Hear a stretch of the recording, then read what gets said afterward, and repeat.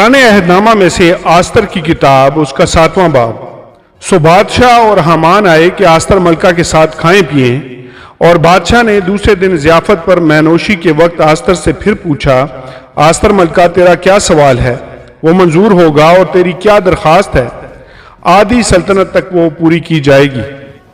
आस्तर मलका ने जवाब दिया, है बादशाह, अगर मैं तेरी नज़र में मकबूल हूं और बादशाह को मंजूर हो तो मेरे सवाल पर मेरी जान बख्शी हो और मेरी दरख्वास्त पर मेरी कौम मुझे मिले, क्योंकि मैं और मेरे लोग हलाक और कत्ल किए जाने और नेस्तो नाबूद होने को बेच दिए गए हैं। अगर हम लोग गुलाम और लोंडियां बनने के लिए बेच डाले जाते तो मैं चुप रहती, अगरचे उस दुश्मन को बादशाह के नुकसान का मुआवजा देने का मकदूर ना होता।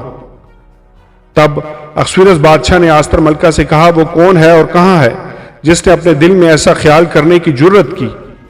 आस्तर ने कहा, वो मुखालिफ और वो दुश्मन यही खबीस हामान है। तब हामान बादशाह और मलका के हजूर हिरासां हुआ और बादशाह गजबनाक होकर मैनोशी से उठा और महल के बाग में चला गया। और हामान आस्तर मलका से अपनी जान बख्शी की दरख्वास्त करने को उठ खड़ा हुआ, क्योंकि उसने देखा कि बादशाह ने मेरे खिलाफ बदी की ठान ली है। और बादशाह महल के बाग से लौटकर मैनोशी की जगह आया और हामान उस तख्त के ऊपर जिस पर आस्तर बैठी थी पड़ा था। तब बादशाह ने कहा, क्या ये घर ही में मेरे सामने मलका पर जबर करना चाहता है? इस बात का बादशाह के मुंह से निकलना था कि उन्होंने हामान का मुंह ढांक दिया।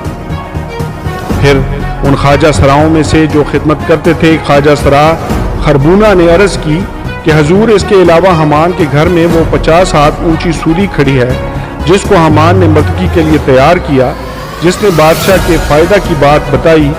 बादशाह ने फरमाया, उसे उस पर टांग दो।